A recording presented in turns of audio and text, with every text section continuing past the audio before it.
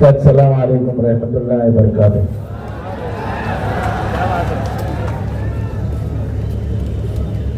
वक्त को रिजेक्ट करने के लिए आए और मेरे सामने बैठी हुई आवाम, सभी हजरात, मेरी माँ बहनें,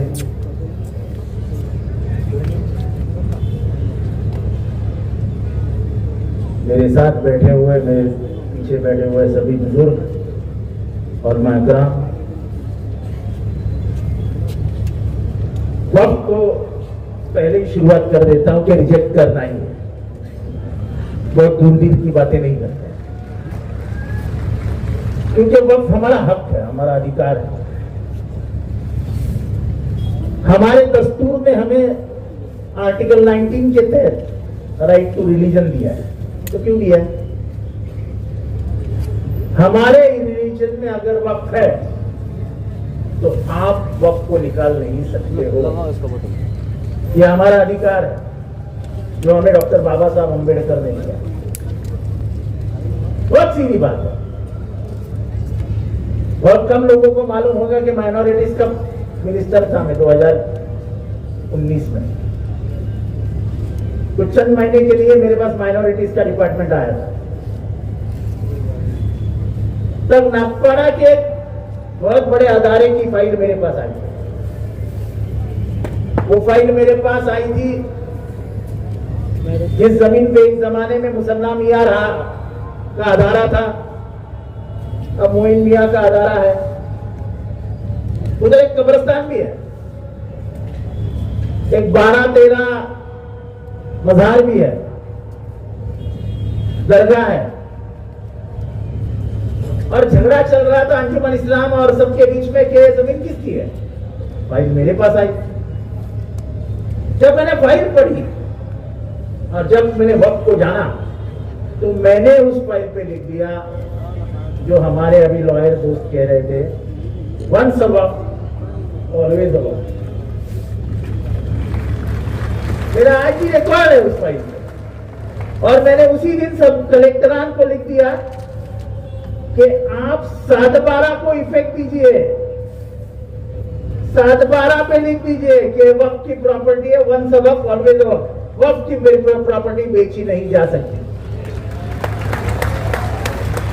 जहां तक मेरी मालूमात है, मैं कोई इस्लामी स्कॉलर नहीं हूं, कोई दीनी के मामले में जाता नहीं हूं, पर अगर मेरे पुरखों ने, मेरे बाप दादाओं ने धर्म के लिए, इस्लाम के लिए, हमारे दीन के लिए कुछ दे दी है प्रॉपर्टियां, तो वो धर्म के लिए ही इस्तेमाल होगी।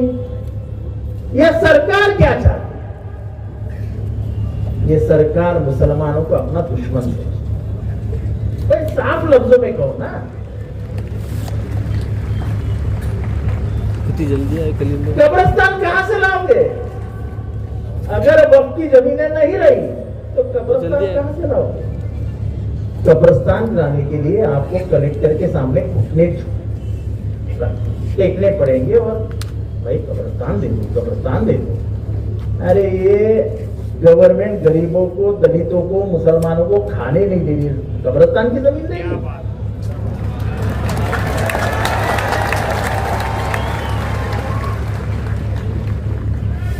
जिस तरीके से वकालत यानी वो चीफ या सुप्रीम कोर्ट में जो बहस चल रही है, मुझे मालूम नहीं कितने लोगों ने सुनी, लेकिन संजय खन्ना से जो चीफ जस्टिस जस्टिस खन्ना थे, उनसे जिस तरीके से हमारे सॉलिसिटर जनरल तुषार मेहता बात कर रहे थे, कितने लोगों ने सुना था? वो धमका रहे थे कि आप क्यों उसमें दखलंदाजी कर रहे हो। अरे भाई, संविधान में प्रावधान है, अगर लोकसभा में कोई बिल पास होता है तो उसका जुडिशियल रिव्यू करने का काम इस देश का सुप्रीम कोर्ट कर सकता है। और संजीव खन्ना ने जो कहा वो आप भी याद रखिए। ये जमीन जो है जिस पे आप बैठे हो, ये जमीन वक्त की जमीन है कि नहीं है? जरा हाथ उठाओ और जरा जोश दिखाओ ना। ये मल्लिक अंबर की जमाने से है। अभी यहाँ के कलेक्टर पूछेंगे कागजात लाओ, तो मल्लिक अंबर उसी को लेके आऊं क्या नीचे अभी? और यही संजय खन्ना ने पूछा कि भाई 1500 साल 1400 में 1300 में 1200 में 1600 में 1700 में जो मस्जिदें बनी, जो कब्रिस्ताने बने, जो मजार बने, जो दरगाह बने, जो वक्त की प्रॉपर्टी उस जमाने में बनी, उसका लीज एग्रीमेंट क्या शाहजहां से लेके आए? ये कौन से मुल्क की बात कर रहे हैं आप? इस देश के दस्तूर में स्पष्ट कर दिया है कि हमको हमारे धर्म का अधिकार है। बात यह है कि मेरे घर में क्या करना चाहिए ये मैं तय करूंगा ना। आप कौन होते तय करने वाले?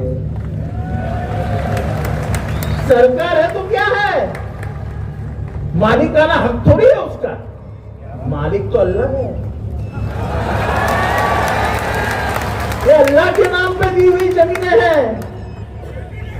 ये किसी के बाप की जायदाद नहीं है। इसका इस्तेमाल सिर्फ दीनी कामों को होना चाहिए। ये आपको भी मंजूर होना चाहिए। जिसने भी जमीन, मैं बहुत अहम बात कहने जा रहा हूं, जिसने भी जमीन अंबानी को दी, भले वो हमारा भाई था, लेकिन वो कौम का दुश्मन है। तुम यतीम खाने की जमीन अंबानी को कैसे दे सकते हो?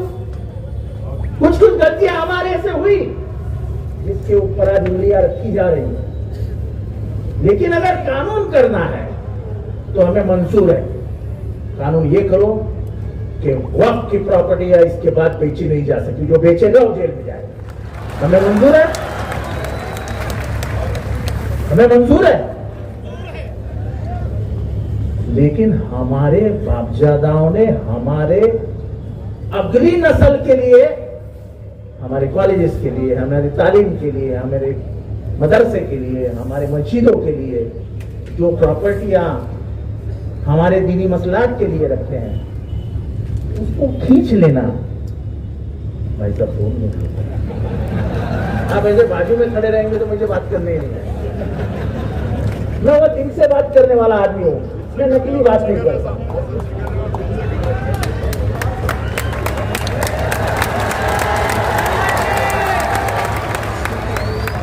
क्या बोल रहा था?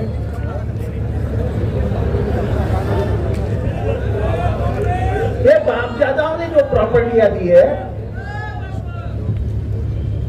वो हमारे अगली नस्ल के लिए है। अब उस नस्ल को तुम घुटने पे लाके शर्मिंदगी महसूस करके उसको ऐसे खड़ा करना चाहते। भाई दे दे, भाई दे दे, भाई दे दे, भाई। ऐसा है। सब प्रॉपर्टी है जो वक्त की है। अभी ताजमहल देखो आगरा का, उसके बाद में कितनी बड़ी प्रॉपर्टी है। अगर सरकार उसको मालिकाना हक करेगी तो गलगर 5 स्टार होटल बन जाएगा। आज दिल्ली में जितनी भी ओपन लैंड है, सबसे ज्यादा ओपन लैंड किसके पास है? वक्फ के पास है। सबसे मध्य दिल्ली की इंपॉर्टेंट प्रॉपर्टी किसके हाथ में है? वक्फ के हाथ में है। सब प्रॉपर्टी ओपन हो जाएगी। सब प्रॉपर्टी यानी वो हुमायूं साहब का मकबरा है, उसके बाजू में 10-20 एकड़ की प्रॉपर्टी है। तो यहाँ के बड़े बड़े उद्योगपति उसके मालिक बन जाएंगे और बिल्डिंगें खड़ी होगी। अरे जो पैसा हमारे बापजादाओं ने हमारे लिए रखा है, दीन के लिए रखा है, उसको आप खाना क्यों चाहते हो? क्या कम है क्या सरकार को खाना खाने के लिए? अरे खाओ ना जितना मांगता है उतना। हमारे प्रॉपर्टियों के ऊपर क्यों नजर रखे? और ये कौन सी बात है कि हमारी प्रॉपर्टियां, ठीक है हमारे से गलतियां हुई, मैं माइनॉरिटी मिनिस्टर है था, मुझे मालूम है गलतियां कहां किसने किसने की है, मैं नाम नहीं लेना चाहता। लेकिन वो गलतियां रखने के लिए सख्त कानून बनाओ। लेकिन हमारी प्रॉपर्टी हमारे हाथ से हम जाने नहीं देंगे। उनके ये प्रॉपर्टी किसके नाम पे नहीं है? अल्लाह के नाम पे, अल्लाह के नाम पे, और अल्लाह के नाम पे रखी हुई 1 इंच भी जमीन हम जाने नहीं। निशिकांत दुबे उठता है जो बीजेपी का सांसद है, और जैसे ही वक्फ का सुप्रीम कोर्ट में जो केस चालू है, उसमें जैसे ही संजय खन्ना जरा इंडिकेशन देता है, थोड़ा सा इशारा करता है कि ये गलत हो रहा है, तो वो क्या बोलता है? सुप्रीम कोर्ट को डराने की कोशिश करता है। संजय खन्ना को बोलता है, हिज लॉर्डशिप संजय खन्ना जो रिटायर हो गए, कि ये संजय खन्ना सिविल वॉर लगाना चाहता है। अरे तुम क्या, जो जज आजाद सोच का है, इंडिपेंडेंट सोच रहा है, उसका भेजा भी अपने कब्जे में लाना चाहते हो? सुप्रीम कोर्ट को भी अपने ताबे में लेना चाहते हो? अगर यह हुआ तो यह देश के बर्बादी की तरफ पहला कदम होगा। अगर सुप्रीम कोर्ट को भी यह दाखला दिया जाएगा कि जो सरकार सोच रही है वो तुमको सोचना पड़ेगा, तो फिर सुप्रीम कोर्ट चाहिए क्यों? उसको आजाद रहने दो, तब भारत का दस्तूर बचेगा। और वक्त का आज का कानून ये डॉक्टर बाबा साहब अंबेडकर के दस्तूर के खिलाफ उठाया हुआ कदम है। तो मेरे साथ को, हम दस्तूर बचाने निकले हैं, हम संविधान बचाने निकले हैं, हम देश बचाने निकले हैं। खुदा हाफिज। हजरत, मेरे भी यही कहना है कि जो मौजूद हमारे अरकान आए हैं बोर्ड के, उनकी बात मैं सुनना चाहता हूँ। सिर्फ 2-3 बातें आपसे अर्ज करना चाहता हूँ।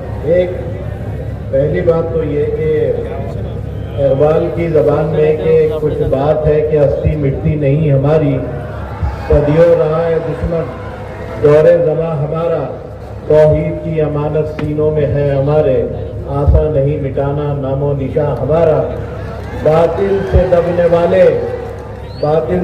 वाले आसमां नहीं हम, 100 बार कर चुका है तो इम्तिहान हमारा।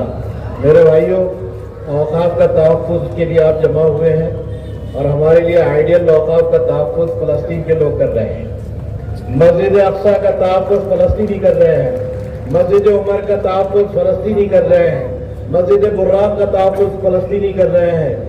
अगर खुदा की कसम आज हमारे औकाफ के तहफ़्फ़ुज़ की बात आएगी तो फ़लस्तीनियों के जैसा रोल हम इंशाअल्लाह प्ले करेंगे। सिर्फ आखिरी बात ये कहना चाहता हूँ कि देखिए, ये कानून को समझने की कोशिश कीजिए, ये कानून की बारीकियों को समझने की कोशिश कीजिए। दूसरी बात, पर्सनल लॉ बोर्ड ने जो मुहिम शुरू की है उसका पूरा साथ देने की कोशिश कीजिए। और आखिरी बात यह है कि अंदरूने खाना वक्फ को जो बर्बाद कर रहे हैं उनका भी एहतसाब लेने की कोशिश कीजिए।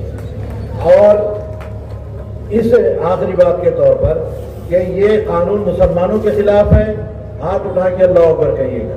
ये कानून मुसलमानों के खिलाफ है, ये कानून को हम मुस्तरद करते हैं, हाथ उठा के बोलिए कि ये कानून को हम मुस्तरद करते हैं और ये कानून को वापस लेने का मुतालबा करते हैं। तकबीर, तकबीर, तकबीर। कट कर दिया, 2 भेजा जो 2 मिनट में अपने ख्याल अमीर शरीयत मुफ्ती मोइजुद्दीन साहब फरमा रहे हैं। कैमरे चालू है। बिस्मिल्लाहिर्रहमानिर्रहीम। काबिल एहतराम पर्सनल लॉ बोर्ड के जिम्मेदारान, सियासी और समाजी रहनुमा, उलमाए किराम और इज्जतमाम भाइयों और बहनों, अस्सलामु अलैकुम वरहमतुल्लाहि व बरकातुहू। वक्फ तरमीमी कानून के खिलाफ हमारा ये जो इजलास है, इस इजलास में सिर्फ 2-3 बातें कहकर मैं बात से मुकम्मल करता हूँ। पहली बात यह है कि वक्फ तरमीमी कानून में सबसे खतरनाक जो तब्दीली की गई है वो वक्फ अमला, वो वक्फ प्रॉपर्टी जो सिर्फ अल्लाह की है, उस प्रॉपर्टी को पब्लिक प्रॉपर्टी नॉमिनेट करने या उसको पब्लिक प्रॉपर्टी का नाम देने का इस कानून के जरिए बहुत ही घटिया साजिश इसके जरिए की गई। देखिए ये इन्नल मसाजिद अल्लाह की जो बात है, ये मसाजिद अल्लाह की है। ये कब्रिस्तान, ये मदारिस, ये खानकाएं, ये सब ये पूरी अल्लाह की प्रॉपर्टी है, जो हमारे बुजुर्गों ने अपने खून जिगर से ये मिल्लत के दीनी और मिल्ली वजूद को बाकी रखने के लिए दिया था। तो भाइयों, इसका ये पहला खतरनाक हमला है, जो दरअसल हमारे दीन, हमारी शरीयत और हमारे दीनी और मिल्ली वजूद को खत्म करने की एक बहुत बड़ी साजिश है। और दूसरी बातें भी आपके सामने आ चुकी हैं। मैं इस मौके पर यहां मौजूद गैरतमंद, जसारतमंद, मुल्क से और शरीयत से मोहब्बत करने वाले जो दस्तूर हिंद को बचाने के लिए भी मैदान में उतरे हैं, मैं उनसे यही गुजारिश करता हूं कि वक्त बचाओ मुहिम को कामयाब बनाना या अपनी जिंदगी का नज़ुलैन बना लीजिए, क्योंकि वक्त तहफ़्फ़ुज़ ये सिर्फ वक्त तहफ़्फ़ुज़ नहीं है, ये हमारे दीनी और मिल्ली वजूद के तहफ़्फ़ुज़ का नाम है। हमारे साथ मुल्क का पूरा इंसाफ पसंद तबका और अवाम हमारे साथ खड़ी है। आइए कि हम एक अज़्म के साथ, कि अज़्म मोहकम हो तो सदर में अमल होकर हम आओ जर्रों से करे चांद सितारे पैदा, और डूबने वालों को तो साहिल भी डुबो सकता है, वरना तूफान में भी होते हैं किनारे पैदा। अल्लाह हमारी मदद फरमाए। दिल्ली से तशरीफ लाए हमारे मुअज़्ज़ज़ मेहमान एडवोकेट शमशाद साहब से दरख्वास्त है कि इस मौके पर अपने ज़रीन ख्यालात से हमें नवाजें। सबसे पहले तो मैं आप लोगों का इस्तकबाल करता हूँ। हमें तवक्को नहीं थी कि भाई ये जलसा इतना कामयाब रहेगा, और आपसे ये गुजारिश करता हूँ कि ये एक जज्बाती इजलास अभी मालूम हो रहा है, लेकिन हमें इस तहरीक को बहुत दूर तक लेके चलना है। मुस्लिम मसला बोर्ड ने जो बयान दिया ये 7 जुलाई को खत्म होगा, लेकिन इसके बाद उसके लिए क्रिश्चियन समाज इस सब बातों के लिए पाठिंबा दे रहा है। हमारा उन सब भाइयों के लिए पाठिंबा है, ऐसा जाहिर करते हैं। इत्तेहाद जो है कैसे होगा, तवाज़ुन। हज़रत हाजी इमदादुल्लाह साहब से किसी ने पूछा कि भाई आपसी इत्तेहाद इस पर बड़ी तकरीरें होती हैं, आप ज़रा ये बताइए इत्तेहाद कैसे पैदा होता है। तो हज़रत ने फरमाया कि भाई तवाज़ो मन तवाज़ा लिल्लाहि रफ़ाउल्लाह, जो अल्लाह से जो है सामने तवाज़ो करेगा अल्लाह उसको उठाएंगे और मुत्तहिद करेंगे। तो आपको हमको सबको मुत्तहिद होकर मुस्लिम मसला बोर्ड की आवाज़ पर आवाज़ कहनी है, अगर लगानी है तब हमारे दो बुजुर्ग अभी आपके सामने इंशाअल्लाह जो है तकरीर फरमाएंगे।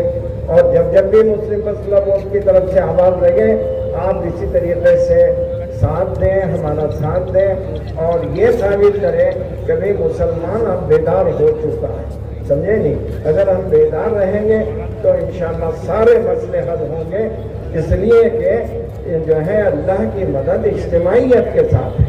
बस मैं इतना कह के अपनी बात खत्म करूँगा। वाखिर दवाना नौजवान क़यादत मुस्लिम फजला बोर्ड के सेक्रेटरी हजरत मौलाना उमरन महफूज रहमानी साहब से दरख्वास्त है कि ज़रीन मौके पर अपने ख्यालात से नवाजें।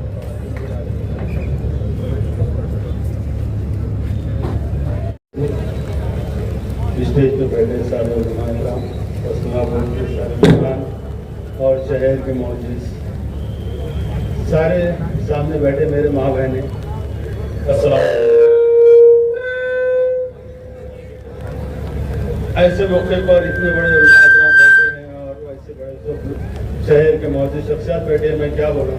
बस इतना ही मेरा बोलना है कि जिस तरीके से बीजेपी हुकूमत इस मुल्क में आतंक मचाई हुई है, चाहे बीजेपी हो, विश्व हिंदू परिषद हो, बजरंग दल हो, जिस तरीके से पूरे देश में शहर मुल्क में मुसलमानों को टारगेट कर रहे हैं, किसी न किसी तरीके से हम परेशान रहना और हम एक टेंशन में रहना, हम क्या खाना क्या नहीं खाना, कहाँ नमाज पढ़ना कहाँ नमाज नहीं पढ़ना, हमारी जो वक्त की प्रॉपर्टी है उनके मर्जी से चलना, वो प्रॉपर्टी चाहे तो हमको देंगे नहीं तो नहीं देंगे, वो कलेक्टर को बिठा के रख के सारी प्रॉपर्टी कब्जा करना चाह रहे। तो इसके लिए हमको ये लड़ाई जारी रखना है जब तक ये कानून वापिस नहीं होता। इसके लिए आपको कुर्बानी भी देना पड़ेंगे। इसमें हम किसी तरीके से सियासत नहीं करते हुए रोड पे आना पड़ेगा, लाठी खाना पड़ेगा, गोली खाना पड़ेगा, जेल में जाना पड़ेगा, जब इसका मसला हल होगा। ये बड़े बेशरम है, ये हुक्मरान जो है तो बहुत बेशरम है, इनको कोई फर्क नहीं पड़ता। बस हमारा इतना बोलना है कि हम कुर्बानी के लिए तैयार रहे, उलमा इकराम के साथ रहे, उलमा इकराम के पीछे रहे। और उलमा इकराम से मेरी गुजारिश है कि उलमा इकराम जो भी हमको हुक्म करेंगे, चाहे हमारे पुलिस को गोली के लिए कहेंगे, चाहे लाठी के लिए करेंगे, तो हम हर चीज के लिए तैयार हैं इंशाअल्लाह। बस यही दो लफ्ज़ बोलना है। मेरे माँ बहनों, दुआओं करो, रोजे रखो और अल्लाह से मदद मांगो, और इनसे डरने की जरूरत नहीं है। कई बार मुसलमानों के साथ ऐसे हालात हुए हैं और मुसलमान डरा नहीं, जितना दबाएंगे मुसलमान उतना ही उठेगा। बस इतनी मेरी गुजारिश है कि हम क्या बोलेंगे, नहीं बचते हुए सेकुलर ताकत के साथ रहे और अपने मुल्क को मजबूत करे, मुसलमानों को मजबूत करे। बस यही मेरे दो लफ्ज़ हैं। अल्लाह हाफिज। अगर नहीं हो रहे, इसका मतलब यही है अब हम सब लोग एक जगह आ गए और उनको ये वक्त बिल वापस लेना ही पड़ेगा। और हम उसके साथ में वो वक्त बिल आपके लिए, आप विरोध में, ऐसा नहीं है, हम भी आपके साथ हैं। और पार्लियामेंट के अंदर जब 3 बजे तक चर्चा हुई, मैं वहां मौजूद था और उसमें सारी की सारी कांग्रेस पार्टी राहुल गांधी साहब के साथ ऐसी जुड़ी थी कि किसी भी हालत में ये बिल पास नहीं होने देना है। लेकिन काले कानून बनाने वाले, जिनकी मंशा ही काली है, जिन्होंने ये काला कानून बनाते समय ये सोच लिया है कि हमारे पुरखों ने जो जमीन थी वो कुछ चंद लोगों के, गरीब लोगों के काम आए, बेवा के काम आए, लेकिन उनको ये ठीक नहीं लग रहा है। सबसे ज्यादा जमीन वक्फ बोर्ड की तरफ है और वो हमारे आंखों में आ रही है। अब ये बात उनके जहन में आई और उन्होंने ये वक्फ का बिल लाया, और ये वक्फ के बिल के साथ उनके दिमाग में ये भी बात है कि इसके अंदर कलेक्टर जैसा सरकारी बाबू बिठा करके ये जमीन हमारे से ले लेना और ये जमीन ले करके अदानी अंबानी को देना, ये मंशा उनकी है। इसलिए आप ये मत समझो कि हम आपके साथ है क्या नहीं, हम आपके साथ डट के हैं और आगे भी रहने वाले हैं। आप इसकी चिंता न करें कि, और मैं अकेला नहीं हूं, पूरी पार्टी पूरी ताकत के साथ आपके साथ में है। क्यों? ये सारी बातें मैं जज्बात में आते हुए नहीं बोल रहा हूं। मैं 15 दिन से घर पे बीमार था, लेकिन जैसा ही मुझे मुफ्ती साहब का फोन आया, हमारे यूसुफ भाई का आया और अपने इलियास किरमानी साहब का आया, मैं बोला मैं किसी भी हालत में शाम में प्रोग्राम में आने वाला हूँ, उसमें कोई दो राय नहीं, मैं जरूर आऊंगा। उसकी वजह इतनी थी कि यहाँ आने की वजह यह है, हम लोग एक कानून के लिए लड़ रहे हैं, वो कानून हमारे खिलाफ नहीं है। तो ऐसे बहुत सारे कानून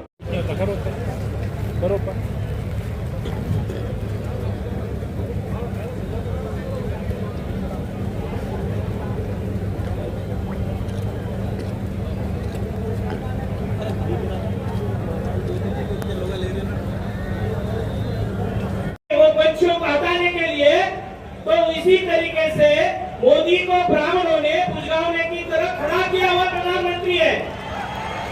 तो मेहसाब साहब हमेशा कहते हैं ये जो प्रधानमंत्री है वो नरेंद्र मोदी है, ये नरेंद्र मोदी नहीं है, नरेंद्र गुजराव ने है। ये 56 इंच वाला नहीं है, उसके सारे निर्णय जो है। बरकातुहू, मैं मेजबान हूँ और मैं अपना वक्त अपने मेहमानों को दे रहा हूँ। सिर्फ एक बात अर्ज करना चाहता हूँ। फिर सर उठा के चलने लगे वक्त के यजीद, फिर सर उठा के चलने लगे वक्त के यजीद। दुनिया को आज फिर है जरूरत हुसैन की। हुसैनी जज्बा पैदा करो, मोहम्मदी जज्बा पैदा करो, इब्राहिमी जज्बा पैदा करो। और इस औरंगाबाद की सरजमीन से इस बात का ऐलान होता है कि वक्फ करने वालों में औरंगजेब आलमगीर रहमतुल्लाह अलैह ने इस मुल्क के अंदर बहुत सारी प्रॉपर्टियां हिंदू भाइयों को दी है, मंदिरों को दी है, मठों को दी है, और इसलिए दी है कि वो भी याद रखे कि वो एक इंसाफ पसंद बादशाह इस मुल्क से गुजरा है। तुम तो 2-4 साल की हुकूमत करोगे, 60 साल 50 साल जिसने हुकूमत किया इंसाफ के साथ किया। इस औरंगाबाद की सरजमीन से हम औरंगाबाद के नौजवानों को ये कहना चाहते हैं कि all India Muslim personal board का जो आपने साथ दिया, शुक्रिया, जज़ाकल्लाह खैरल जज़ा। अस्सलाम वालेकुम। 2 मिनट में जियाउद्दीन सिद्दीकी।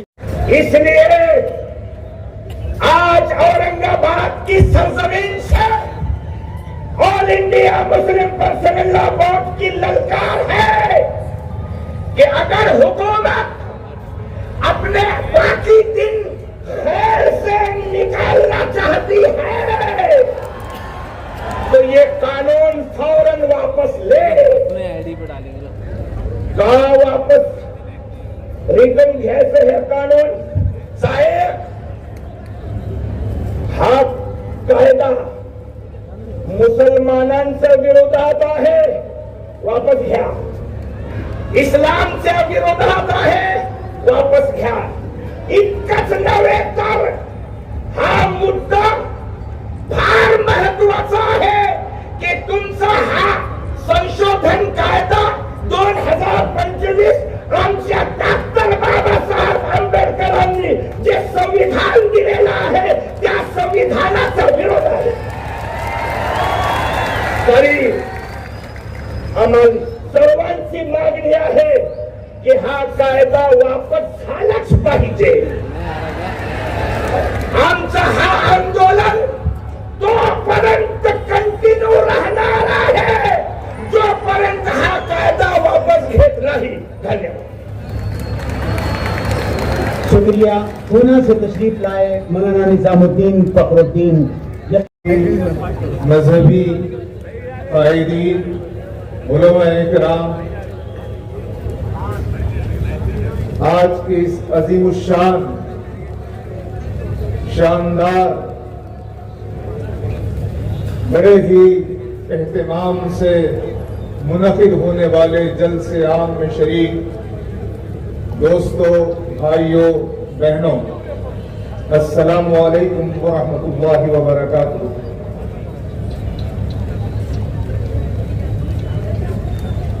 ये जलसा वक्फ अमेंडमेंट एक्ट 2025 को वापिस लेने पर हुकूमत को मजबूर करने के लिए मुनक़िद किया गया है। इसलिए मैं आगाज में चाहता हूं कि 3 मरतबा ये आवाज दी जाए कि ये वक्फ एक्ट वापिस लो। इससे हम अपनी गुफ्तगू का आगाज करें।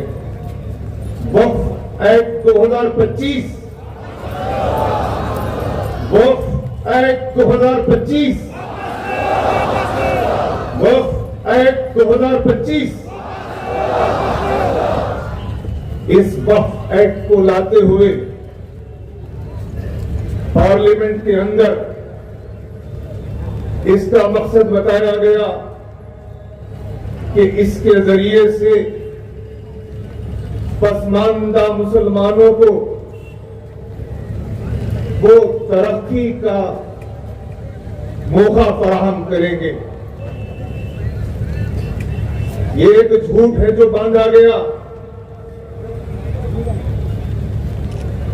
2025 के वक्फ एक्ट से पहले भी जो कानून था उसमें इसकी पूरी गुंजाइश थी कि पसमानदा मुसलमानों को वक्फ बोर्ड का मेंबर बनाया जा सकता, बनाया जाता रहा है।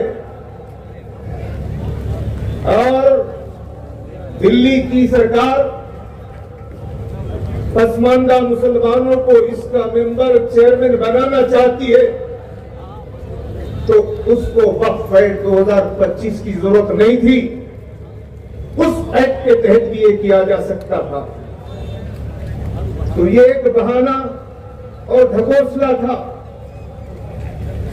दूसरी तरफ राज्यसभा में, लोकसभा में, पूरे मुल्क में जो असेंबली के हल्के, वहां से पसमानदा मुसलमानों को मेंबर असेंबली बनाने का, राज्यसभा के मेंबर बनाने का, लोकसभा के मेंबर बनाने का पूरी ताकत हुकूमत के पास थी, लेकिन जीरो, कहीं पर नहीं बनाया गया। आज ऑपरेशन सिंदूर के बाद दुनिया के मुख्तलिफ मुल्कों में मेंबर ऑफ पार्लियामेंट को भेजा गया और मुसलमान मेंबरान पार्लियामेंट को भी भेजा गया, लेकिन भारतीय जनता पार्टी के पास एक भी मेंबर ऑफ पार्लियामेंट और एक भी राज्यसभा का मेंबर नहीं है जिससे वो मुसलमानों की नुमाइंदगी कर सकते। और वक्फ बोर्ड में जो मुसलमान मेंबर रहते, वक्फ काउंसिल में जो मुसलमान मेंबर रहते, वहां से मुसलमान मेंबरों की कमी की जा रही। जो गवर्नमेंट सेकुलर है, जहां पर मुसलमानों को होना जरूरी है और हुकूमत वहां रखने की ताकत रखती है, वहां रखा नहीं जा रहा है। और जहां वक्फ बोर्ड, जहां मुसलमान ही रह सकते हैं, वक्फ काउंसिल जहां मुसलमान ही रह सकते हैं, वहां मुसलमानों को महरूम किया जा रहा। तो ये वक्फ एक्ट 2025 ये औकाफ के तहफ़्फ़ुज़ के लिए नहीं है, ये औकाफ को तबाह को बर्बाद करने के लिए है। इसलिए 2025 को वापस लेने पर ही खत्म होगी इंशाअल्लाह। कहा गया कि औरतों को हम तरक्की देना चाहते हैं। किसने हाथ बांध रखे? जहां जहां बीजेपी मौजूद है वो मुस्लिम औरतों को असेंबली का टिकट दे, अपनी ताकत से जिताए। बीजेपी लोकसभा में मुस्लिम औरतों को टिकट दे और उनको मेंबर ऑफ पार्लियामेंट बनाए, राज्यसभा में मेंबर बनाए। आखिर बीजेपी को किसने रोका है? और बात यह कि वो वक्फ एक्ट 2025 से मुसलमान औरतों की भलाई करना चाहती, ये सरासर झूठ है, धोखा है। कहा जा रहा है कि गरीब मुसलमानों को हम तरक्की देंगे। हमारे वजीर आजम ने एक जगह तरफ तकरीर करते हुए कहा, तंज किया कि ये पंचर बनाने वाले लोग, ये तज़हीक आमेज रवैया था। लेकिन मैं इससे पहले भी कह चुका हूं कि पंचर बनाने वाले हैं, लेकिन बहरहाल हम बनाने वाले हैं, बिगाड़ने वाले नहीं हैं।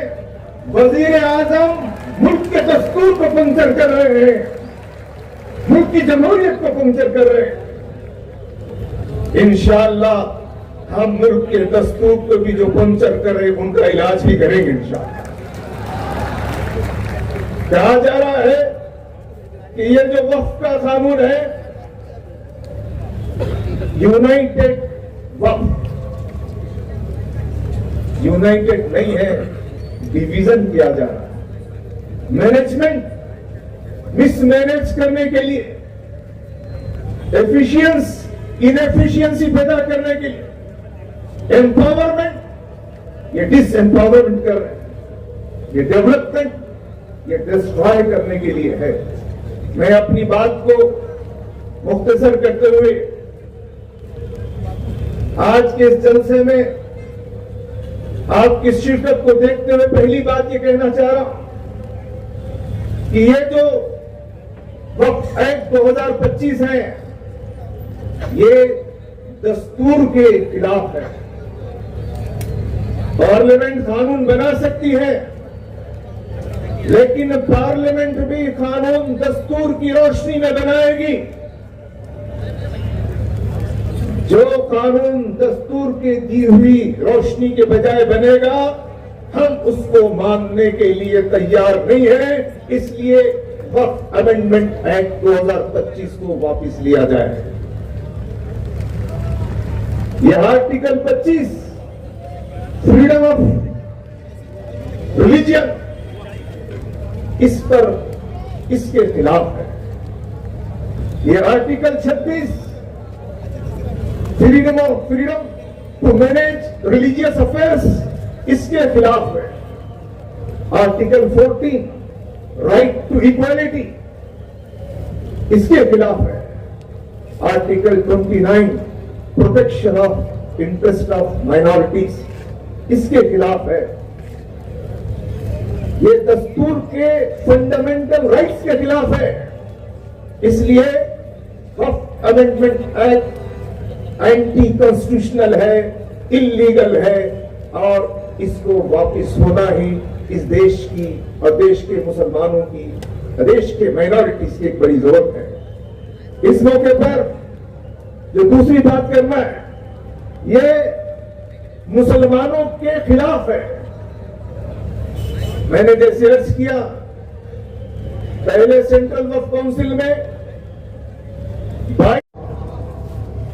स्टेज पर रौनक अफरोज मुअज़्ज़ज़ शख्सियात, all India Muslim personal law board के अरकान, मुख्तलिफ जमातों और मसालिक और सियासी पार्टीज के नुमाइंदगान, और आप तमाम काबिल एहतराम भाई और बहनों, मोहब्बत करने वाले दोस्तों और यारों ने औरंगाबाद का नाम तो तब्दील कर दिया, लेकिन उनके बस में ये बात नहीं थी कि यहाँ के रहने वालों के जज्बे को भी बदल दें। आपकी ये पुरजोश शिरकत और तूफान बर्क़ व बारां के बावजूद इस इजलास में आपकी मौजूदगी ये बताने के लिए काफ़ी है कि इस बहरे हवादिस में कायम पहुँचेगा वही अब साहिल तक जो मौज बला का खूगर हो, रुख फेर सके तूफानों का। वैसे भी मुसलमानों की ये तारीख रही है कि जब जब उन्होंने अपने हुकूक की जिद्दोजहद इखलास और अज़्म अज़ीमत के साथ शुरू की, तो दुनिया की कोई ताकत उनका रास्ता न रोक सकी। जंजीरें, जेलें, जुल्म और सितम के नितने हरबे मुसलमानों को शिकस्त हौसला न बना सके। इकबाल ने यूं ही नहीं कहा था, कर न सकते थे अगर जंग में अड़ जाते थे, पांव शेरों की भी मैदान से उखड़ जाते थे, तुझसे सरकश हुआ कोई तो बिगड़ जाते थे, तैर क्या चीज है हम तोप से लड़ जाते थे, नक्श तौहीद का हर दिल पे बिठाया हमने, ज़ेर खंजर भी ये पैगाम सुनाया हमने। हज़रात गिरामी क़द्र, औक़ाफ़ की हिफाजत के लिए आज का ये अज़ीम शान इज्तिमा हुकूमत वक्त को ये पैगाम देने के लिए काफ़ी है कि हमारी कामयाबी की मंजिल करीब आ रही है, और अगर नविश्ते दीवार न पढ़ा गया तो ये तूफान बर्क़ व बारां सिर्फ इस मुल्क के मजलूम लोगों को बहा कर नहीं ले जाएगा, बल्कि हुकूमत वक्त के लिए भी जवाल का बाइस बन जाएगा। इसलिए वक्त रहते हुए हुकूमत को नविश्ते दीवार पढ़ लेना चाहिए, और all India Muslim personal law board की जानिब से चलाई जाने वाली इस तहरीक का जो मुतालबा है कि जो वक्त अमेंडमेंट एक्ट लाया गया है, उसे हुकूमत वापस ले ले और मुल्क का जो अमन व अमान है उसे खराब न होने दे। अभी यहाँ कई बातें की गई और वक्त का जो नया कानून आया है उसके सिलसिले में तफसील भी बताई गई, लेकिन मैं एक बात कहना चाहता हूँ और हुकूमत से कहना चाहता हूँ कि आप सुन लीजिए, जब कहीं कोई झगड़ा होता है, किसी जमीन के बारे में कोई बात होती है, तो ये कहा जाता है कि ये जगह न मेरे बाप की है न तुम्हारे बाप की है, इस तरह कहा जाता है। लेकिन वक्फ के बारे में हम ये कहते हैं कि वक्फ की जमीन किसी के बाप की नहीं है, अलबत्ता हमारे बाप की जरूर है। इसलिए कि वक्फ की सारी जायदादें किसी हुकूमत का अतिया या एहसान नहीं है। हुकूमत वक्त ने, चाहे वो किसी की हुकूमत रही हो, 1 इंच जमीन भी वक्फ नहीं की है। जो वक्फ जायदादें हैं वो हमारे बाप दादा की दी हुई जायदादें हैं, हमारे बाप दादा का अता किया हुआ सरमाया है। और लायक औलाद वो होती है जो अपने बाप दादा के अता किए हुए सरमाए की हिफाजत करती है। और हम इस मुल्क में, इस सरजमीन पर लायक औलाद बताकर दिखा देंगे इंशाअल्लाह। मेरे भाइयों, वक्फ का ये नया कानून जो लाया गया है, ये वक्फ जायदादों के लिए निहायत खतरनाक है। पुरानी वक्फ जायदादों पर गासिबाना कब्जे की राह हमवार करने वाला है और नई वक्फ जायदादों के सिलसिले में रुकावट खड़ी करने वाला है। ये मजहब मुखालिफ भी, ये दस्तूर मुखालिफ भी, ये जो हमारे SC ST OBC के भाई, मुख्तलिफ सियासी जमातों के नुमाइंदे, इंसाफ पसंद हिंदू बिरादरान, सिख भाई और मुख्तलिफ समाज और समुदाय के लोग हमारे साथ इस वक्फ कानून के खिलाफ खड़े हुए हैं, वो इसीलिए कि ये जान रहे हैं कि ये जालिमाना कानून है जो मुसल्लत किया जा रहा है।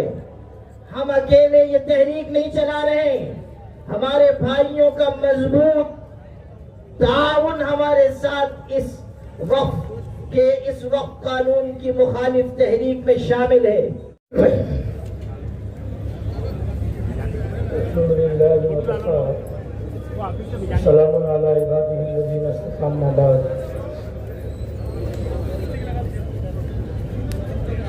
ख़वातीन हज़रात, हमारे इस इजलास में बोर्ड की बड़ी मुअक्कर शख्सियात तशरीफ़ फरमा है और हम सब ये चाहेंगे कि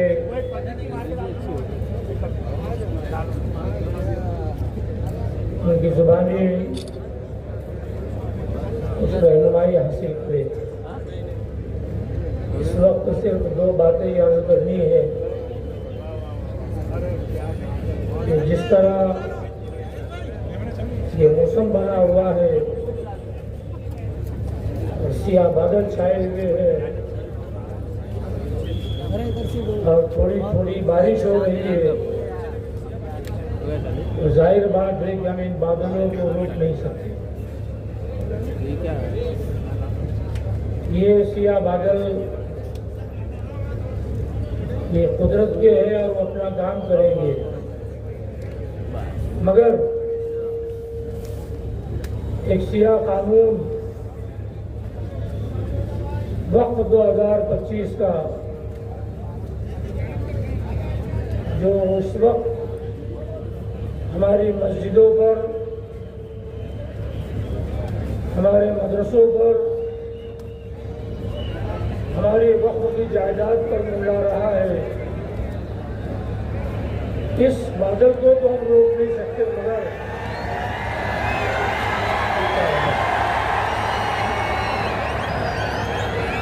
बस सुकून और इत्मीनान बाकी रखिए, बराए हम तशरीफ रखते हैं अपनी जगह, तो बैठ जाइए। बराए करम इत्मीनान को बाकी रखते हैं, अपनी जगह तशरीफ रखते हैं।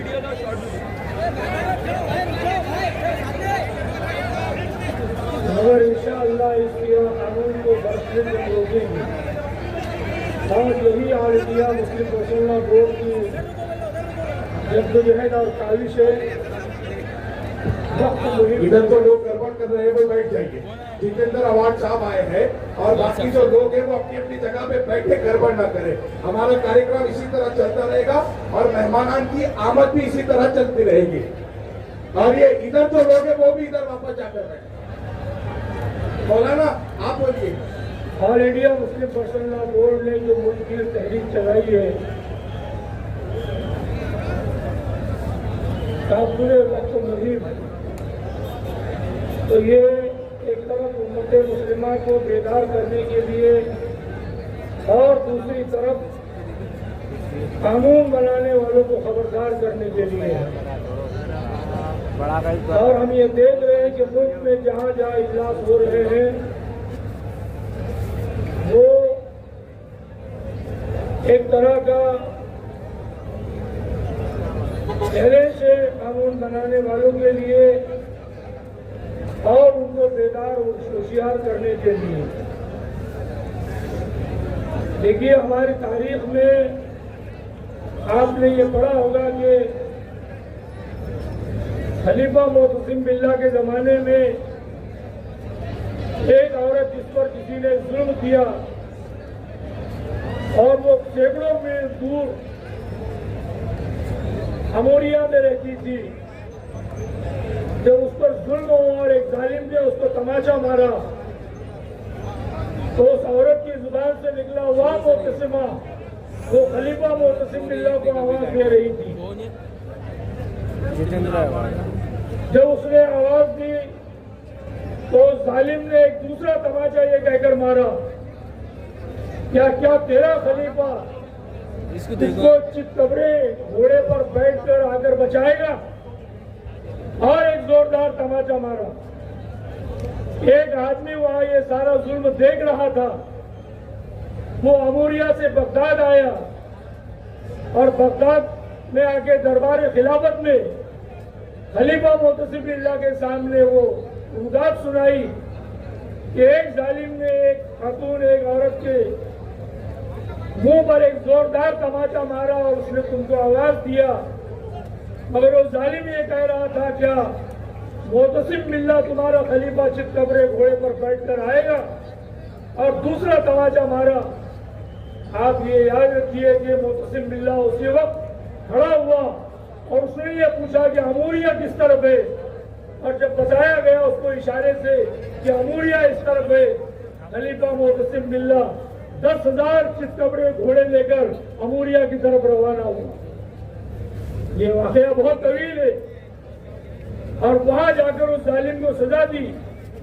आपसे ये बात कहनी है कि एक औरत की पुकार पर खलीफा मोहतसिम बिल्ला 10,000 चितकबरे घोड़ों पर सवार होकर जाता है। आज आपको शरीयत आवाज दे रही है, आज आपको दस्तूर आवाज दे रहा है। ये हमारी अपनी मिली और दीनी और ईमानी गैरत है कि हम इसके लिए all India Muslim personal law board की आवाज पर शरीयत को बचाने के लिए और औकाफ के काफी है। और ये मजमा इस बात की, और जहाँ जहाँ भी इजलास हो रहे हैं वो इस बात की गवाही दे रहे हैं कि बोर्ड ने मिली गैरत को जगाया है और मुसलमान इस वक्त बेदार है।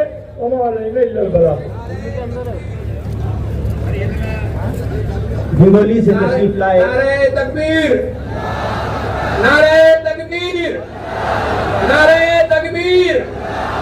हम जेतिंदर आव्हाड साहब का इस्तेमाल करते हैं, वो स्टेज पे तशरीफ फरमाए, आप खामोशी से समाअत करते रहें। हिंगोली से तशरीफ लाए मुस्लिम पर्सनल बोर्ड के रुकन मौलाना जुनैदुर रहमान कासमी साहब 3 मिनट में अपनी बात खत्म कर रहे हैं।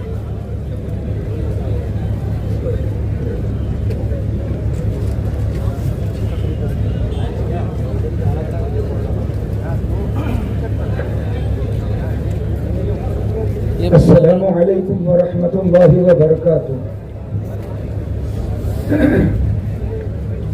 औरंगाबाद की गयूर अवाम,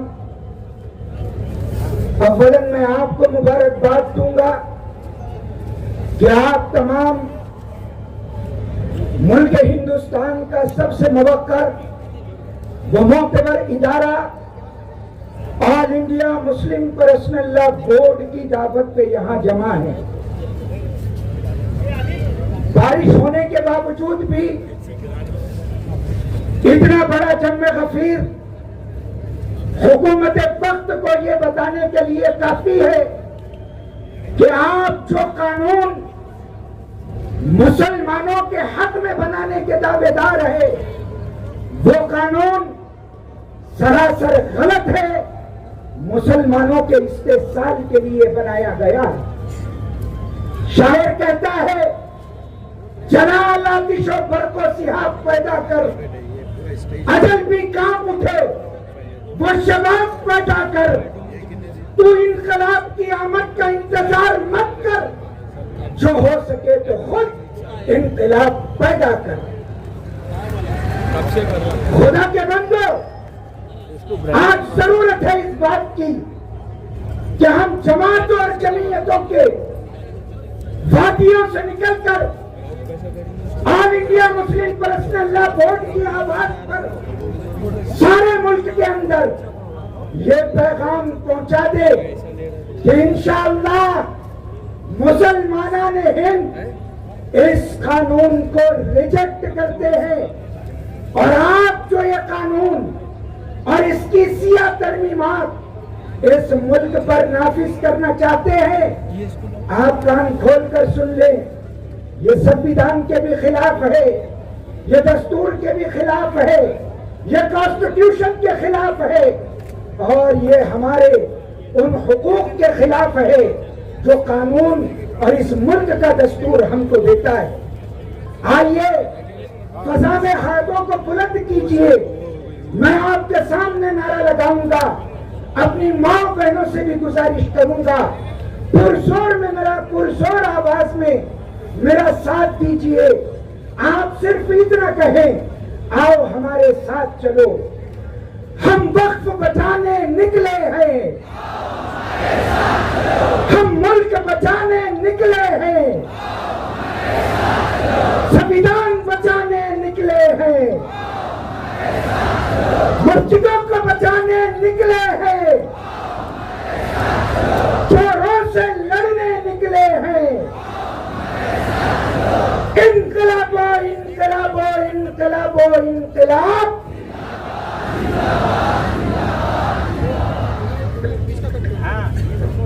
मुस्लिम पर्सनल लॉ बोर्ड के रुकन मौलाना इलियास फलाही साहब 2 मिनट में अपना ख्याल पेश करेंगे।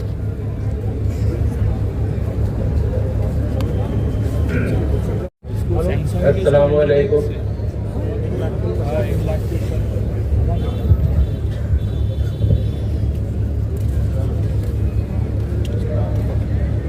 All India Muslim personal law board के ओहदेदारान, उलमा हजरात, नीचे से जाओ देख के जिका करो कभी कभी, और औरंगाबाद के इर्द गिर्द सोशल मीडिया इलाके से आए हुए हजरात, देखिए मैं सीधा सोशल मीडिया जो वक्त का कानून 2024 में इसे बदलने की कोशिश शुरू की गई और 2025 में इसको अंजाम दिया गया। गुना दाखिल करने मेरी वीडियो बनाए। सबसे पहले इस कानून को लाने के पीछे जो गवर्नमेंट का इंटेंशन है, जो उनकी मंशा है, सबसे बड़ा सवाल उस मंशा पर है। चूंकि मैं वकील हूं तो उसको कानून के दायरे में आपके सामने रखना चाहता हूं। हिंदुस्तान में सिर्फ मुसलमान वो मजहबी अकीदा नहीं है जिसके पास इस तरह के मजहबी अकीदे की बुनियाद पर क्रिएट किए गए प्रॉपर्टीज, चाहे वो मूवेबल प्रॉपर्टी हो या इमूवेबल प्रॉपर्टी हो, जिसको रखना और उसको इस्तेमाल करना और उसको मैनेज करने का हक और अख्तियार दिया गया। दूसरे मज़ाहब में भी इसी तरह की गुंजाइश है और हिंदुस्तान के दस्तूर के अंदर उसकी गुंजाइश रखी गई है। चूंकि दस्तूर हिंद ने हिंदुस्तान के हर शहरी को बराबरी का अख्तियार दिया है, तो क्या हिंदुस्तान के मुसलमानों को उस बराबरी के इख्तियार से मरहूम किया जाएगा? आज ये सवाल है। दूसरी बात यह है कि अगर हिंदू मजहब में रिलीजियस इंडाउमेंट के कानून में अगर उस इंडाउमेंट को इस्तेमाल की बुनियाद पर रिलीजियस इंडाउमेंट समझा जा सकता है, तो क्या मुसलमानों को इस बात का हक नहीं है कि वही रिलीजियस इंडाउमेंट जिसको हम वक्फ कहते हैं उसको इस्तेमाल की बुनियाद पर क्या वक्फ नहीं समझा जाएगा? ये हिंदुस्तान के दस्तूरी निजाम के सामने ये एक बहुत बड़ा सवाल है। ये बराबरी का सवाल है। ये मजहबी अकीदे को बरकरार रखने का सवाल है। इस बैकग्राउंड में मुझे ये कहना है कि हुकूमत अगर आज ये कहती है कि वक्फ बाय यूजर, जिस वक्फ को आपने 200 साल से इस्तेमाल किया हो और किसी वजह से उसका रजिस्ट्रेशन सरकारी दफ्तर में नहीं हुआ हो, तो क्या उसको हुकूमत ले लेगी? क्या हुकूमत उस प्रॉपर्टी को कानून बनाकर ले लेगी जो प्रॉपर्टी कभी हुकूमत ने हमें दी ही नहीं? जो चीज अगर हुकूमत ने नहीं दी, क्या उसको हुकूमत को वापस लेने का अख्तियार है? ये एक सवाल है। जो अभी का स्कीम आया है 2025 के अमेंडमेंट के जरिए, उस स्कीम को अगर पढ़ा जाए, समझा जाए, जो कानूनदा हजरात ने समझा है, जिसमें मैंने भी उसको समझने की कोशिश की है, तो उस स्कीम का एक मकसद है जो बहुत वाज़े है। वो मकसद वक्फ के बुनियादी उसूल पर हमला है। वो कैसे है? वक्फ अगर एक बार कर दिया जाए तो ताक़यामत वो वक्फ हो जाता है। उसको इस्लामी अकीदा भी यही कहता है कि वो एक बार वक्फ कर दिया वो हो गया। जो हिंदुस्तान में 100-150 साल से अदालतों के जरिए फैसले आए, लेजिस्लेचर के जरिए कानून बनाए गए, उसमें भी इस बात को तस्लीम किया गया कि अगर एक बार वक्फ हो जाए तो वो हमेशा के लिए वक्फ हो जाता है। इस नए कानून के तहत एक जो सबसे बड़ी बात की गई है वो ये है कि इस बुनियादी उसूल को तोड़ दिया जाए। वो इस तरह तोड़ दिया जाए कि सरकारी मुदाखलत इतना बढ़ा दिया जाए उसमें कि जो मौजूदा वक्फ है उसको वक्फ से निकाल कर नॉन वक्फ कर दिया जाए। वो कैसे होगा? वो इस तरह होगा कि सरकारी जो सबसे छोटा एक मुलाजिम होता है जो पटवारी होता है और जो सबसे बड़ा गवर्नमेंट का ऑफिसर होता है चीफ सेक्रेटरी होता है, पटवारी से चीफ सेक्रेटरी तक को इस तरह के अख्तियार दे दिए जाए कि जो एग्जिस्टिंग वक्फ है उसमें वो इस तरह की छेड़खानी करे कि आगे चलकर उस प्रॉपर्टी को वक्फ से निकाल कर नॉन वक्फ कर दिया जाए, और जब उसको नॉन वक्फ कर दिया जाएगा तो वो मार्केट में सेल के लिए अवेलेबल हो जाएगी। उसमें मसाजिद भी आएंगी, उसमें कब्रिस्तान भी आएंगे। उसी तरह इसी स्कीम का दूसरा हिस्सा है कि अगर आप कोई नया वक्फ तश्कील देना चाहते हैं तो उसमें इतनी सारी टेक्निकल इश्यूज क्रिएट कर दिए जाए ताकि आप नया वक्फ इस कानून के हिसाब से ना बना सकें। और जब एक नया वक्फ अगर आप नहीं बना पाएंगे तो वो प्रॉपर्टी मार्केट में सेल के लिए अवेलेबल होगी। तो एक मकसद जो इस कानून का दिख रहा है वो ये है कि ज्यादा से ज्यादा वक्फ की प्रॉपर्टीज को आप नॉन वक्फ कर दें, इतनी उलझने क्रिएट कर दें जिससे नया वक्फ ना बन पाए, ना उसकी तश्कील हो पाए और गवर्नमेंट उसको वक्फ रिकॉग्नाइज ना कर पाए। और जो एग्जिस्टिंग वक्फ है उसमें सरकारी दफातर में काम करने वाले ऑफिसर्स को इतने अख्तियार दे दिए जाएं कि उसमें इतनी परेशानियां कर दें कि जो ऑलरेडी वक्फ है उस वक्फ को नॉन वक्फ कर दिया जाए ताकि उसकी वजह से प्रॉपर्टी मार्केट में अवेलेबल हो। एक और आखिरी बात मैं कह दूं क्योंकि मुझे स्लिप मिल गई है। इस वक्फ एक्ट के तहत एक और कानूनी इशू सामने इस तरह से लाया गया है कि अगर कोई मस्जिद को ट्रस्ट के जरिए चलाना चाहे तो वो कभी वक्फ नहीं हो सकता।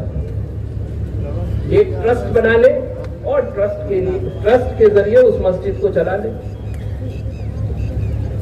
जबकि मस्जिद अगर बनाई गई, कब्रिस्तान अगर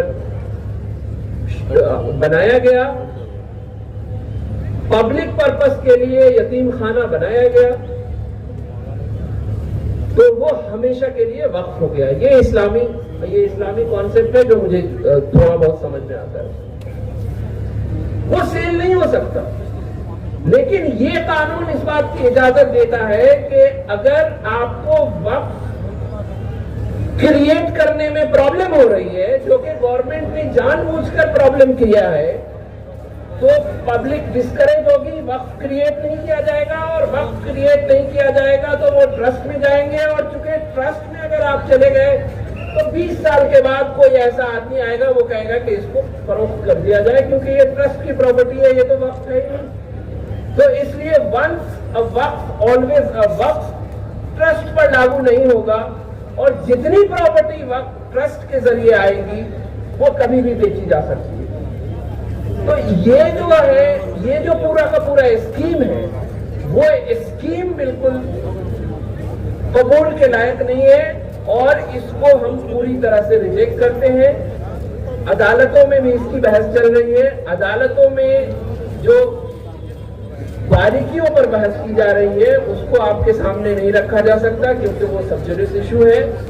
इसलिए ये तहरीक जो है उसको मैं समझता हूं कि ये बहुत अहम तहरीक है। अवाम को ये समझना चाहिए कि वक्फ का कॉन्सेप्ट क्या है, वक्फ को बचाने के तरीके क्या हैं और वक्फ को बनाने के तरीके क्या हैं। जब तक हम इसको नहीं समझेंगे, मुझे लगता है कि वक्फ को कंट्रोल करना, उसको बचा कर रखना बहुत मुश्किल हो जाएगा। बहुत बहुत शुक्रिया। जेब में डाल देंगे।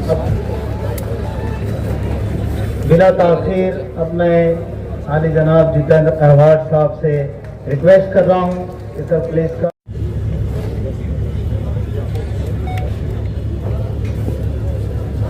अस्सलामु अलैकुम वरहमतुल्लाह। अल्हम्दुलिल्लाहि रब्बिल आलमीन वल आक़िबतु लिल मुत्तक़ीन वस्सलातु वस्सलामु अला सय्यिदिल मुरसलीन व अला आलिहि व अस्हाबिहि अजमईन। अम्मा बाद फ़अऊज़ु बिल्लाहि मिनश शैतानिर रजीम। बिस्मिल्लाहिर रहमानिर रहीम। इन्नल्लाह व मलाइकतहु युसल्लूना अलन नबी या अय्युहल्लज़ीना आमनू सल्लू अलैहि व सल्लिमू तस्लीमा। अल्लाहुम्मा सल्लि अला सय्यिदिना व मौलाना मुहम्मद व अला आलि सय्यिदिना व मौलाना मुहम्मद व बारिक व सल्लिम व सल्लु अलैहि। आज के इस तारीख साज इजलास में स्टेज पर मौजूद all India Muslim personal law board के उहदेदारान व जिम्मेदारान, दीगर उलमा इकराम, दानिश्वरान मिल्लत, मुख्तलिफ सियासी और समाजी तंजीमों और जमातों के सरबराहान, सामने बैठे हुए मुअज़्ज़ज़ सामईन, ख़वातीन और ख़ास तरीके पर नौजवान दोस्तों, आपने मुझसे पेशरो फाजिल मुकर्ररीन से औक़ाफ़ के सिलसिले में और वक्फ एक्ट के सिलसिले में बहुत सी बातें समाअत फरमा ली। सबसे पहले तो मैं आपको मुबारकबाद देता हूँ कि आपने मौसम की खराबी के बावजूद इतनी बड़ी तादाद में जमा होकर तौहीद और रिसालत के मतवालों ने और औरंगाबाद के जालों ने ये सबूत फराहम किया कि all India Muslim personal law board की तहरीर पर वो वक्फ की जायदादों को बचाने के लिए किसी भी हद तक अपनी कुर्बानियाँ पेश कर सकते हैं। अल्हम्दुलिल्लाह ये ठाटे मारता हुआ मजमा और अपनी क़यादत की बात सुनने के लिए बेताबी से यहाँ मौजूद ये तमाम हजरात इस बात का सबूत फराहम कर रहे हैं कि मुस्तक़बिल में इंशाअल्लाह ताला all India Muslim personal law board ने जो तहरीर शुरू की है वो कामयाबी उसके कदम चूमेगी और हम इस वक्फ एक्ट को रद्द कराने में इंशाअल्लाह ताला कामयाब हो जाएंगे। मैं आपसे नौजवानों दो तीन बातें कह करके गुजरता हूँ। वक्त कम है, मेरी बातों को आप पैगाम के तौर पर लीजिएगा और महसूस कीजिएगा कि ये क़यादत आपसे कुछ कहने के लिए आई थी। पहली बात याद रखिए कि ये मुल्क आपका है, आप इसके नंबर 2 के शहरी नहीं हैं, आप नंबर 1 के शहरी हैं और आप शहरी ही नहीं हैं बल्कि आप इस मुल्क के वारिस भी हैं। समझ लीजिए आप इस मुल्क के वारिस भी हैं। आपके कंधों पर बड़ी जिम्मेदारी है। ये मुल्क गलत समत में चल पड़ा है। ये मुल्क फिरकावारियत का लबादा ओढ़कर एक बर्बादी के रास्ते पर ले जाने की कोशिश फिरका परस्तों ने शुरू कर दी है। हमारी आपकी जिम्मेदारी बढ़ रही है। मसला औक़ाफ़ की जायदाद का नहीं है सिर्फ, अभी आपने सुना होगा दस्तूर के तहफ़्फ़ुज़ का मसला है, मुल्क में अमन व अमान का मसला है, गरीबों और कमज़ोरों के हुकूक के तहफ़्फ़ुज़ का मसला है, हमारे मिल्ली मजहबी इस्लामी तशख़्ख़ुस और वजूद का मसला है।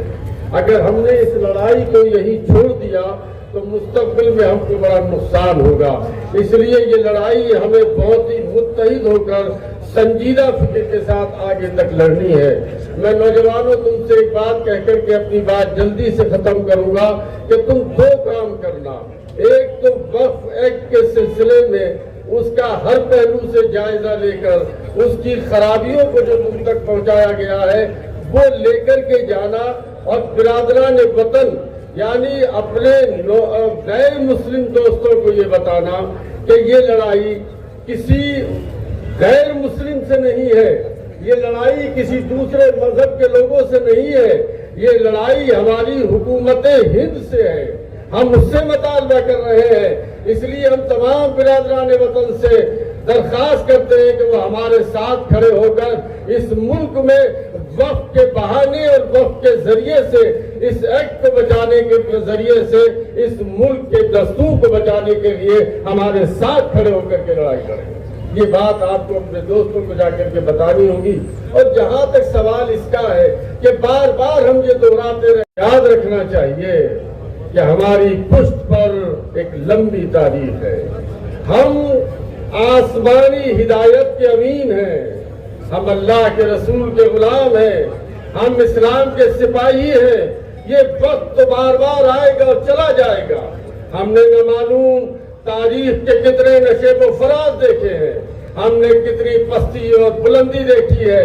हम बार बार पस्त होते हैं और बार बार उछलकर बुलंदी पर पहुंचते हैं। इसलिए हम ये बताना चाहते हैं कि हम मुल्क को और इस मुल्क के माहौल को तब्दील करके रहेंगे और इस तरह करेंगे कि दुनिया को ये याद रखना चाहिए कि तुम्हारे सारे चैलेंजेस हमें पूरी तरह से कबूल है। और हम भी ये साबित करेंगे कि खालिद कभी हाथों में अलम लेते हैं और तारीख कभी मौजों के कदम लेते हैं और हर दौर में उठते हैं यजीदी फितने, हर दौर में शब्बीर जन्म लेते हैं। ये साबित करेंगे अगर मौका आएगा इंशाअल्लाह ताला। आपके बुजुर्गों ने तहरीक शुरू कर दी है, पुरानी तहरीक है। All India Muslim personal law board के बुजुर्गों ने रमजान के महीने में जंतर मंतर पर धरना देकर पूरे मुल्क में तहरीक को खड़ा कर दिया है। तहरीक चल पड़ी है, लाखों की तादाद में लोग हर रोज हमारे कारवां के साथ जुड़ते चले जा रहे हैं। एक नया इंकलाब बर्पा होगा इसके जरिए से इस मुल्क में। हम गरीबों कमजोरों के हुकूक के तहफ़्फ़ुज़ भी इसी के जरिए से करेंगे। आप तैयार रहिए, लेकिन एक बात याद रखिएगा कि all India Muslim personal law board की दी हुई गाइडलाइन से आगे बढ़कर कोई काम मत कीजिएगा। अमन के साथ तहरीक चलाइए, खुलूस के साथ तहरीक चलाइए, चेहरे मुसलसल के लिए तैयार रहिए। इंशाअल्लाह ताला मैं कभी कभी नौजवानों से कहता हूँ कि इसी खाक से, इसी जमीन से उभरते चलो, बढ़ो दिलेरो, अंधेरों से जंग करते चलो। सिसकती रात का साजा पिघलने वाला है और सहर करीब है, सूरज निकलने वाला है। इंशाअल्लाह ताला एक बार आप मेरे साथ, मैं चूंकि बोर्ड का जिम्मेदार हूं, जैसे हजरत मौलाना उमरैन साहब थे, मेरे साथ नारा लगाइए कि हिंदुस्तान में लाए हुए इस वक्फ एक्ट को मुस्तरद किया जाए, इसको वापस लिया जाए। वक्फ तरमीमी कानून को वापस लो, वापस लो। वक्फ तरमीमी कानून को वापस लो, वापस लो। ऐसा नहीं, दोनों हाथ उठा के नारा लगाइए, वक्फ तरमीमी बिल को, वक्फ तरमीमी बिल को, वक्फ तरमीमी बिल को। अल्लाह ताला आपको अपने अमान में रखे और इस तहरीक को बुलंदियों तक ले जाने के लिए हमें और आपको परवरदिगार आलम तौफीक अता फरमाए। आखिर दावाना अल्हम्दुलिल्लाहि रब्बिल आलमीन। एक मिनट, ये जो वक्फ का कानून आ रहा है, सर ऊपर दिया ना, खाली उतना बोल दीजिए। सर आज जिस तरीके से वक्फ बोर्ड को लेकर औरंगाबाद में एक बड़ा यहाँ पर आमखास मैदान में जल्लोष सर का यहाँ पर लोग नजर आ रहे हैं, आपकी पार्टी की तरफ से भी जो है इसका विरोध जम के हो रहा है, आप क्या किस नजर से इसको देखते हैं? और जैसे आपके भी भाषण में आपने देखिए, मुझे ये लगता है कि औकाफ का जो बिल अमेंडमेंट का जो लाया है वो अल्पसंख्यक भाइयों के ऊपर निश्चित तौर पर अन्यायकारक काम है। ये मुझे ऐसा लगता है कि इसमें जो तब्दीली लाई है वो बहुत सभी लोगों को विश्वास में लेते हुए नहीं लाई है जी। खास तौर पर मैं ये कहूँगा कि इसमें जो पहली तब्दीली है कि भाई कलेक्टर के हाथ में ये सब सौंपना, तो इससे सरकारीकरण बहुत बढ़ जाएगा।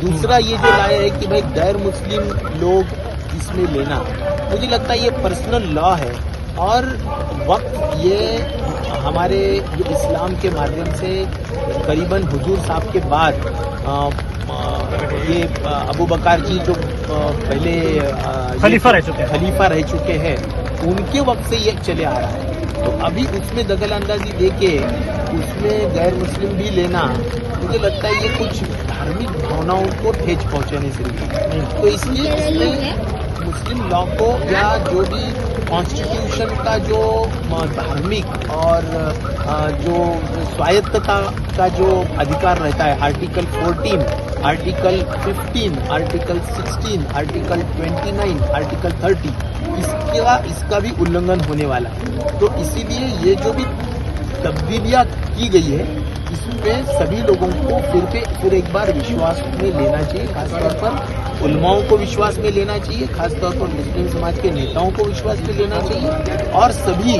मुझे लगता है कि विधि तज्ञ जो होते हैं उन्हीं को भी विश्वास में लेके ये एक राइट सभी को जस्टिस देने वाला, सर्वधर्म समभाव रखने वाला, सेक्युलरिज्म बढ़ाने वाला ऐसा कुछ बिल इसमें लाने की जरूरत है। और इसके जो भी तब्दीलियां लाई है वो अगर नाइंसाफी वाली लगती है तो उसमें फिर एक बार दुरुस्त करने की आगे पर्सनल अगर कोई धरना आंदोलन करता है तो क्या राष्ट्रवादी का समर्थन ऐसे ही रहेगा जैसे आज है? निश्चित तौर पर अभी जो हम तो सभी लोगों को सेक्युलर विचारधारा मानने वाले लोग हैं, इसलिए जहाँ पर अन्याय हो रहा है वहाँ पर हम जरूर बात करें। शुक्रिया, थैंक यू।